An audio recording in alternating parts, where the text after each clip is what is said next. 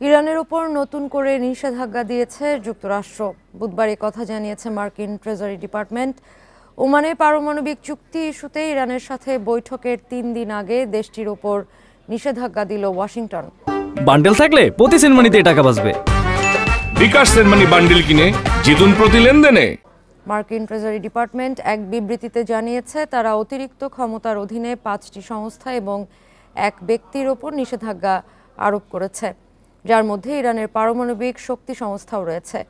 এর আগে যুক্তরাষ্ট্র সামরিক হুমকি বন্ধ করলে পারমাণবিক চুক্তি সইয়ে ইরান প্রস্তুত বলে জানান দেশটির পররাষ্ট্রমন্ত্রী আব্বাস আরাকচি। শনিবার ওমানে যুক্তরাষ্ট্রের মধ্যপ্রাচ্য বিষয়ক বিশেষ দূত স্টিভ উইটকফের সাথে আরাকচির বৈঠকের কথা রয়েছে।